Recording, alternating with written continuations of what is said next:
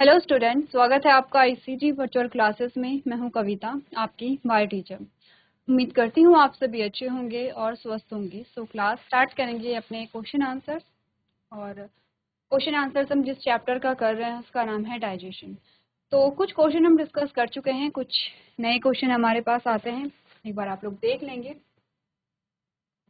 तो हमने स्टार्टिंग की है बहुत से सिंपल और बहुत से इजी क्वेश्चन के साथ, जिसमें कहा गया है कि जो मेजॉरिटी होता है एब्जॉर्प्शन का, मेजॉरिटी ऑफ न्यूट्रिएंट एब्जॉर्प्शन है वो कहाँ होता है। हमने कहा स्मॉल इंटेस्टाइन में। कहाँ है आंसर आपका? Small intestine.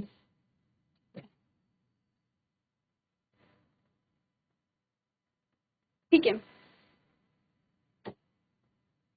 चलो ऑप्शन नंबर सी हमारा क्या आता है? सही आंसर आता है। आगे बढ़ते हैं नेक्स्ट क्वेश्चन, जिसमें हमें कहा गया है कि माउथ में जो कार्बोहाइड्रेट का डाइजेशन होता है। ठीक है, हमने कहा माउथ में जो कार्बोहाइड्रेट का डाइजेशन होता है वो किस एंजाइम की वजह से होता है। हमने कहा स्लाइवरी अमाइलेज की वजह से होता है। पेप्सिन जो कि क्या है यहाँ पर, आपने कहा प्रोटीएज है, यानी कि प्रोटीन के ब्रेक डाउन में हेल्प करता है। लाइपेज जो है वो लिपिड के डाइजेशन में हेल्प करता है। अमाइलेज जो है वो कार्बोहाइड्रेट के डाइजेशन में यहाँ पे हेल्प करता है। ठीक है, चलो आगे बढ़ते हैं। चलो आगे बात करते हैं। आगे क्वेश्चन में पूछा गया है what is the function of bile in digestion. Bile का डाइजेशन में क्या रोल यहाँ पर होता है। तो हमने कहा चलिए पहले बात करते हैं बाइल के कंपोजिशन के बारे में। और बाइल का जो कंपोजिशन हमारे पास आया है वो क्या है। हमने कहा वाटर इसमें है, बाइल सॉल्ट इसमें प्रेजेंट होते हैं, पिगमेंट प्रेजेंट होता है, कोलेस्ट्रॉल प्रेजेंट होता है, लेसिथिन प्रेजेंट होता है। बात करेंगे अगर पिगमेंट और कोलेस्ट्रॉल की, तो ये वेस्ट मटेरियल यहाँ पर आते हैं बाइल में। ठीक है, हमने कहा पिगमेंट कहाँ से आते हैं, वो आते हैं आरबीसी से।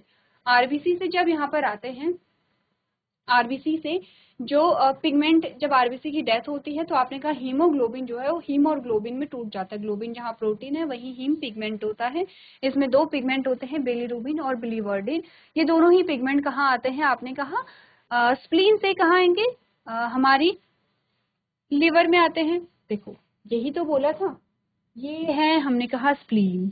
ठीक है, यहाँ आरबीसी बर्स्ट होती है जिससे निकलता है ग्लोबिन। ये है ग्लोबिन, ये है हीम। ठीक है, ये दोनों चीजें डीऑक्सीजनेटेड ब्लड से हो के थ्रू कहाँ जाते हैं, हमारी लिवर में चले जाते हैं। जब ये लिवर में जाते हैं तो बाइल के साथ यहाँ पर मिक्स हो जाते हैं। ठीक है, तो हमने क्या बोला यहाँ पर कि ये जो पिगमेंट है वो कहाँ जाएंगे, लिवर में जाएंगे, जहाँ ग्लोबिन से क्या बनेगा, ग्लूकोज बन जाता है। प्रोटीन ग्लूकोज बनाने में यूज हो जाती है, प्रोटीन मेटाबॉलिज्म जिसमें हमने पढ़ा था। और हीम जो है वो एज अ पिगमेंट कहाँ आ जाता है, बाइल में आ जाता है। ठीक है, अब नेक्स्ट क्या, नेक्स्ट हमने कहा ये बाइल में ये वेस्ट मटेरियल क्या कर रहे हैं, क्योंकि हम तो बाइल को डाइजेशन के लिए पढ़ रहे थे।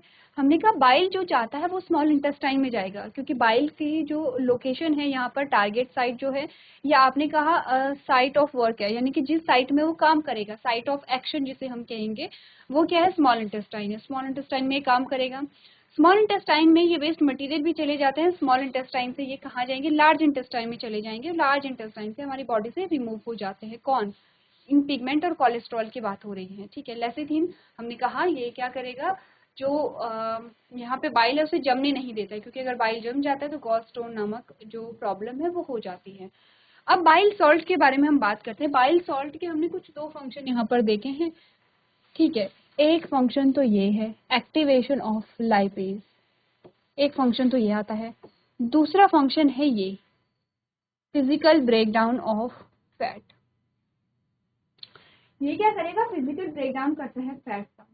जैसे हमने कहा ये फैट है और ये क्या करेगा, इस फैट को छोटे छोटे पार्ट में कन्वर्ट कर देता है ये। ठीक है, डाइजेशन कौन करेगा या केमिकल ब्रेकडाउन कौन करेगा? केमिकल ब्रेकडाउन करता है यहाँ पे लाइपेज। ठीक है, लाइपेज करेगा, यानी कि जो लिपिड का ब्रेकडाउन करता है। बाइल का काम सिर्फ इतना है, बाइल सॉल्ट का काम सिर्फ इतना है कि उसे क्या करना है, छोटे छोटे पार्ट में ब्रेक कर देना, छोटे छोटे पार्ट में कन्वर्ट कर देना। ऐसा क्यों होता है? इसका रीजन हमने कहा था कि बाइल अगर इस पे एक्ट कर रहा है तो बाइल के लिए जो सरफेस एरिया है वो इतना है, ये सरफेस एरिया, लेकिन अगर इसके छोटे छोटे पार्ट किए जाते हैं तो बाइल के लिए सरफेस एरिया कितना बढ़ जाता है, इतना बढ़ जाता है। ये बाइल का सरफेस एरिया बढ़ गया है। तो जितना ज्यादा सरफेस एरिया होगा उतनी ज्यादा डाइजेशन होगी, उतनी जल्दी डाइजेशन की प्रोसेस होगी। तो हमने कहा physical breakdown of fat is known as, इस प्रोसेस को हम क्या कहते हैं? जब फिजिकल ब्रेकडाउन हुआ है किसका? फैट का, तो इस प्रोसेस को हम क्या कहते हैं? हमने कहा इसको हम नाम देते हैं इमल्सिफिकेशन।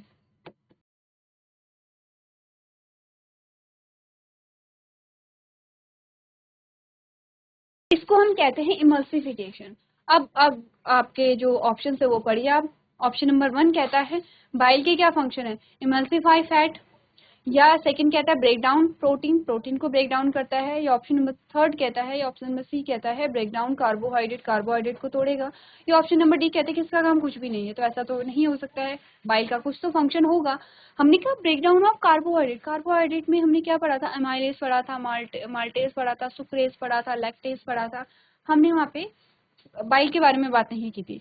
प्रोटीन के बारे में बात करेंगे कि प्रोटीन का ब्रेकडाउन जो होता है, हमने कहा वो किसकी वजह से होता है? वो यहाँ पर होता है ट्रिप्सिन की वजह से, पेप्सिन की वजह से, कीमोट्रिप्सिन की वजह से, कार्बोक्सीपेप्टाइडेज की वजह से, ठीक है, इलास्टेज की वजह से यहाँ पर होता है। तो इनकी वजह से किसका प्रोटीन का डाइजेशन होता है? या डाईपेप्टाइडेज है या अमाइनोपेप्टाइडेज की वजह से प्रोटीन का ब्रेकडाउन होगा। तो इसका आंसर भी नहीं होगा। आपने कहा क्या होगा? हम कह रहे हैं आपके स्क्रीन पे क्लियरली विजिबल है कि जो बाइल सॉल्ट का फंक्शन होता है वो है फिजिकल ब्रेकडाउन ऑफ फैट, जिसको हम इमल्सिफिकेशन कहते हैं, यानी कि फैट को इमल्सिफाई करना है। तो आंसर कौन सा हमारा सही आएगा? हमारा ऑप्शन नंबर ए यहाँ पर करेक्ट आंसर होगा। ऑप्शन नंबर ए हमारा करेक्ट आंसर होगा। जो यहाँ पर बाइल के फंक्शन है वो क्या है? यहाँ पे इमल्सिफाई फैट, यानी कि क्या करना? इमल्सिफिकेशन करना। इमल्सिफिकेशन क्या होती है? अब देखो क्वेश्चन अभी जैसे आपके पास आया है, what is the function of bile, या what is the function of bile in digestion. हमने कहा इमल्सिफाई फैट, फैट को इमल्सिफाई करना। आपसे क्वेश्चन ये भी पूछा जा सकता है कि व्हाट इज इमल्सिफिकेशन। इमल्सिफिकेशन क्या है? आपने कहा physical breakdown of a fat by bile salt, ठीक है। तो इसे हम क्या कहेंगे? इमल्सिफिकेशन कहेंगे। ठीक है, क्लियर है? इतना इजी क्वेश्चन है, बहुत ज्यादा टफ नहीं है। चलो आगे बढ़ते हैं। आगे हमसे पूछा गया है which hormone stimulate the release of digestive enzyme from the pancreas. Pancreas से जो डाइजेस्टिव एंजाइम्स हैं उनके सिक्रीशन को कौन स्टिमुलेट करता है? ऑप्शन है इंसुलिन करेगा, ग्लूकागॉन करेगा, सिक्रेटिन करेगा, या फिर कोलेसाइटोकाइनिन करेगा। चलिए, तो आपको बताना है कि जो यहाँ पर पेनक्रियाज है, पेनक्रियाज से सिक्रीट होने वाले जो यहाँ पर एंजाइम्स होते हैं उनको कौन स्टिमुलेट करता है? स्टिमुलेट का मतलब समझते हैं आप? स्टिमुलेट का मतलब है कि कौन उन्हें यहाँ पे इनिशिएट करता है, या उन्हें सिक्रीट होने के लिए कौन वहाँ पर उन्हें प्रेरित करता है। ठीक है, अब बात करते हैं पहले पेनक्रियाज के बारे में। पेनक्रियाज कहाँ हमने पढ़ा है? हमने कहा ये इसोफिगस है, ये हमारा आता है स्टमक, और इसके नीचे एक लीफ लाइक स्ट्रक्चर है जिसको हम कहते हैं पेनक्रियाज। ये हमारा आता है पेनक्रियाज। आप पेनक्रियाज को थोड़ा डिटेल में देख लें। पेनक्रियाज की लोकेशन तुम्हें पता है, बिहाइंड द स्टमक, ठीक है। अब मैं इसको हटा के पेनक्रियाज का डायग्राम बना लूं। पेनक्रियाज से रिलेटेड क्वेश्चन आया है तो पेनक्रियाज का डायग्राम हम बनाएंगे।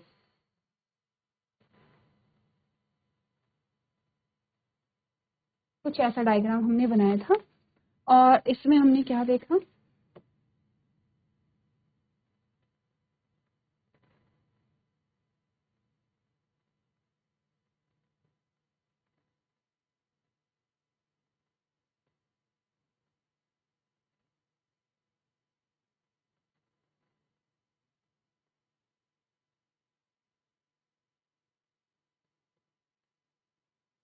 ठीक है,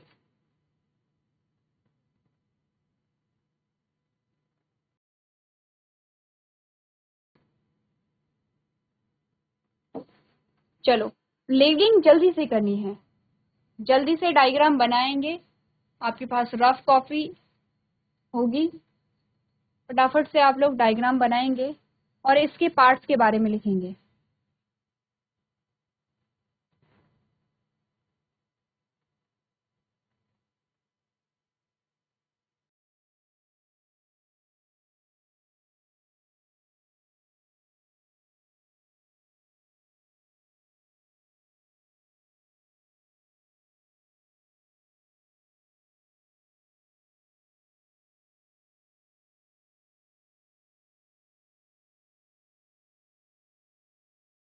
देखो, सबसे पहले हमने बोला ये है पेनक्रियास का एंडोक्राइन पार्ट।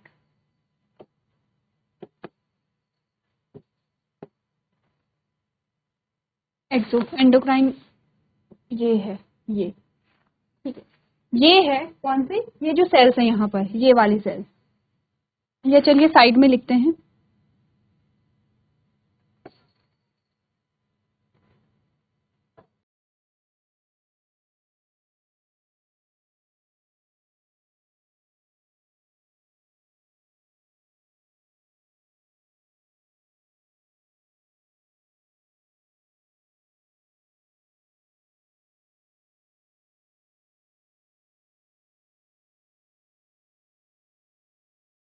ये जो है वो है एक्सोक्राइन पार्ट।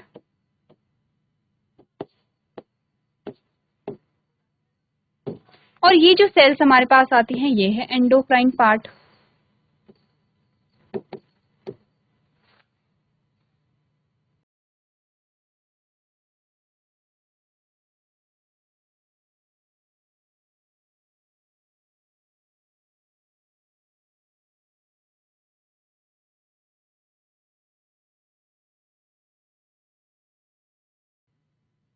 तो हमारे जो पेनक्रियाज है, ये पूरा पेनक्रियाज का स्ट्रक्चर है। पेनक्रियाज में दो पार्ट आते हैं, एक्सोक्राइन पार्ट और एंडोक्राइन पार्ट, ठीक है।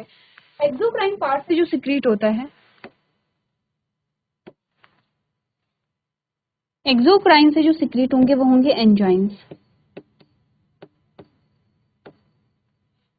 और एक्सोक्राइन से जो सिक्रीट होंगे वो होंगे हार्मोन। चलो अब एग्जाम्पल की बारी आती है। एग्जाम्पल लिखिए, हार्मोन। एग्जाम्पल लिखिए जल्दी से। पैनक्रियाटिक एंजाइम्स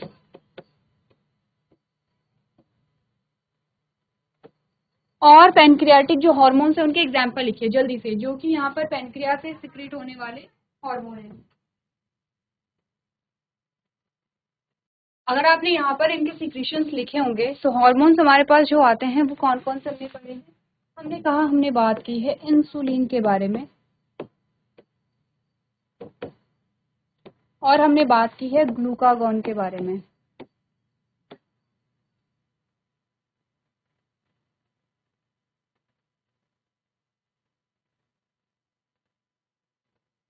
एंजाइम्स के बारे में बात करेंगे तो हमारे पास जो एंजाइम्स आते हैं वो है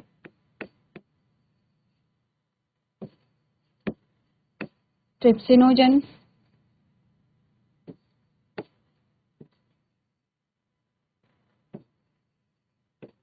केमो,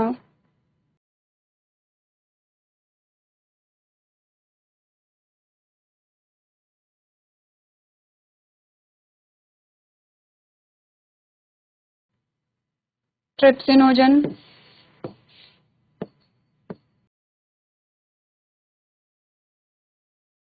प्रोकार्बोक्सीपेप्टाइडेज एंड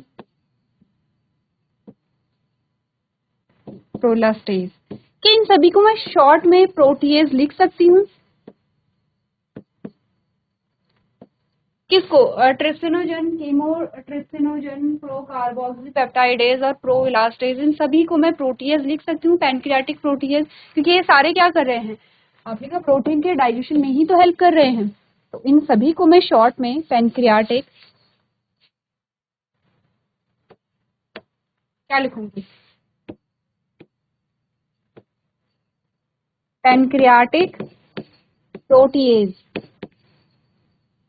नेक्स्ट आता है पैनक्रियाटिक एमाइलेज।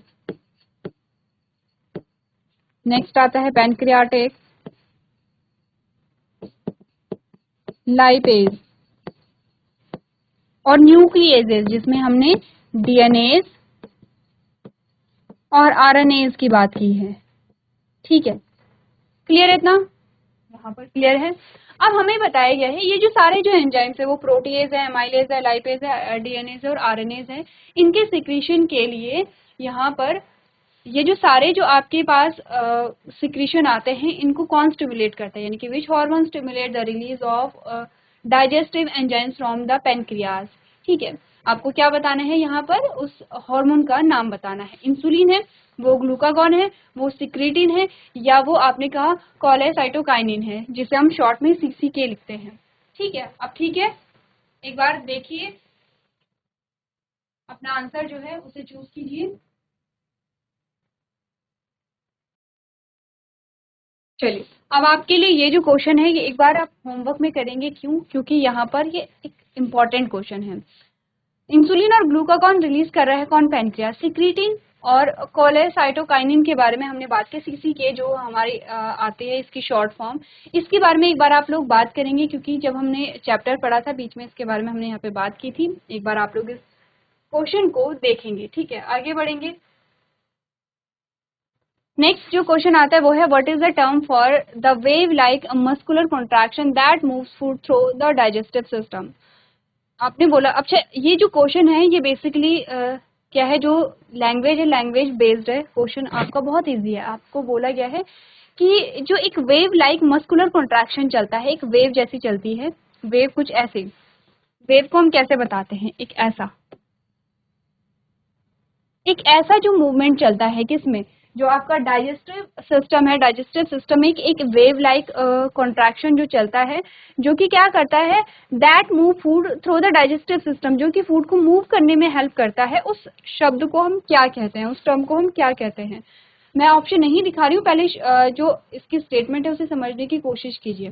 सिंपल सी चीजें पूछा गया, हमारे डाइजेस्टिव सिस्टम में एक वेव लाइक मस्कुलर कॉन्ट्रैक्शन हो रहा है। ठीक है, एक वेव लाइक कॉन्ट्रैक्शन हो रहा है ऐसे, जिसकी वजह से या जिसकी हेल्प से फूड जो है वो आगे की ओर मूव करता है। तो इस प्रोसेस के लिए हम कौन सा टर्म जो है, कौन सा शब्द यूज करते हैं? ऑप्शन है पेरिस्टालिसिस, सेगमेंटेशन है, या चर्निंग है, या फिर नन ऑफ द अबव। अब हमने ऑप्शन देख लिए हैं, तो अब आपको समझ में आ रहा होगा कि हम किस चीज के बारे में यहाँ पर बात कर रहे हैं। चलो, तो इजी है। यहाँ पर ऑप्शन क्या होगा? ऑप्शन नंबर 1 जो है, ऑप्शन नंबर ए हमारा सही आंसर आता है, दैट इज पेरिस्टालिसिस। कहाँ पर हमने ये मूवमेंट देखी है? इसोफेगस में देखी है। ठीक है, आगे देखते हैं। आगे जो हमारे पास स्टेटमेंट है, which of the following is not a component of saliva. हमने बताना है कि निम्नलिखित में से जो सलाइवा है, जो लार है, वो उसका घटक नहीं है। ये ध्यान रखना कि जहां पर नॉट होगा, हमने कहा निम्नलिखित में से,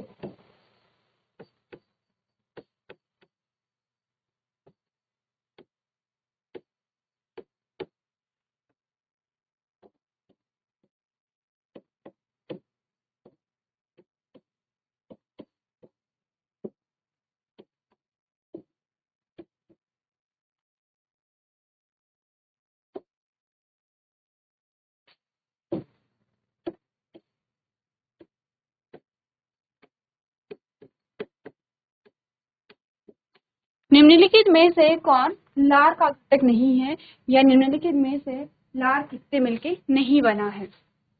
पहला कहता है वाटर, दूसरा कहता है अमाइलेज, तीसरा कहता है म्यूकस, और चौथा कहता है हाइड्रोक्लोरिक एसिड, हाइड्रोक्लोरिक एसिड। इसको शॉर्ट में हम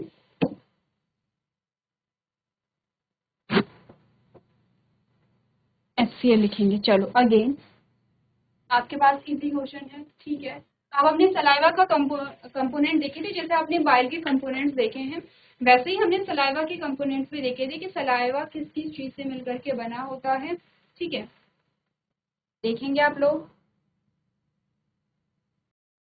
देखो, एक एक करके बात करते हैं। यहाँ पर आपने कहा, सबसे पहले हमने कहा जो सलाइवा होता है वो कैसा होता है? वाटर ही होता है। जैसे हमने कहा हमारे मुंह में जो लार है वो कैसा होता है?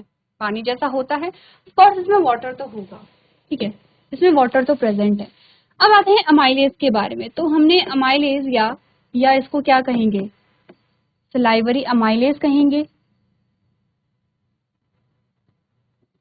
यही तो क्या कर रहा था? स्टार्च का डाइजेशन कर रहा था, और स्टार्च को कन्वर्ट कर रहा था माल्टोज में। ठीक है, तो ये तो हमने काट दिया, तो इम्पॉर्टेंट कंपोनेंट है, क्योंकि ये डाइजेशन में यही तो हेल्प कर रहे हैं। ठीक है, फिर हम बात करते हैं यहाँ पर म्यूकस के बारे में।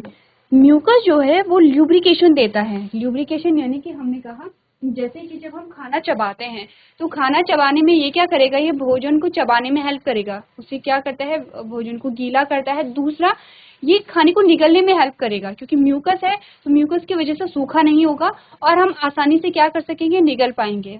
ऑप्शन नंबर डी की अगर हम बात करें, जो कि हाइड्रोक्लोरिक एसिड है, वो हमने कहा कि ये तो कहाँ से रिलीज होता है, कहाँ बोला था, कहाँ बात हुई थी इसकी, गैस्ट्रिक ग्लैंड में हमने इसकी बात की थी। गैस्ट्रिक ग्लैंड की एक सेल है जिसका नाम है ऑक्जेंटिक या पैराइटल सेल।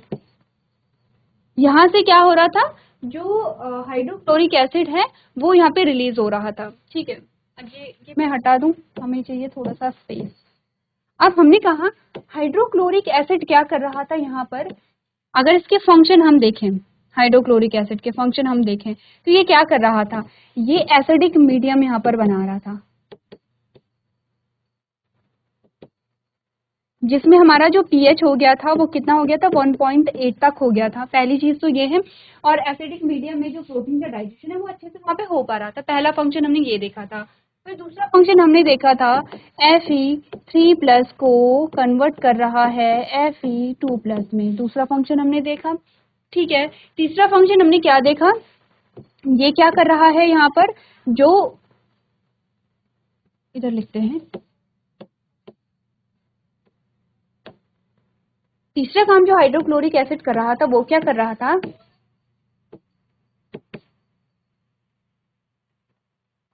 पेप्सिनोजन को पेप्सिन में कन्वर्ट कर रहा था, क्योंकि ये पेप्सिनोजन इनएक्टिव फॉर्म थी और पेप्सिन जो है वो एक्टिव फॉर्म है, क्योंकि पेप्सिन क्या करेगा, फिर प्रोटीन से डाइजेशन करेगा। ठीक है, फिर एक और जो फंक्शन हमने देखा था वो देखा था, हमने कहा था जो हार्मफुल बैक्टीरिया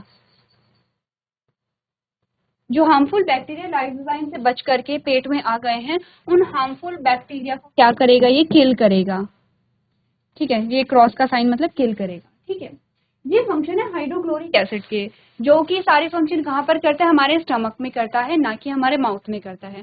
तो सीधा सीधा सिंपल सा हमारा आंसर आता है option number D. Option number D हमारे सलाइवा का कंपोजिशन यहाँ पर नहीं है, क्योंकि इसके जितने भी फंक्शन हैं वो सारे कहाँ पर हैं, स्टमक में हैं। ठीक है, क्लियर है, क्लियर है। तो कौन सा ऑप्शन हमारा सही आया है, हमारा सही ऑप्शन आया है ऑप्शन नंबर डी। ठीक है, चलो आगे बढ़ते हैं। आगे बात करते हैं, आगे जो स्टेटमेंट आई है वो है what is the role of hydrochloric acid in the stomach. लो, यहीं से हमारा क्वेश्चन बन गया है, जो कि हमने सारे जो हमारे फंक्शंस हैं हाइड्रोक्लोरिक एसिड के वो हमने डिस्कस कर लिए हैं।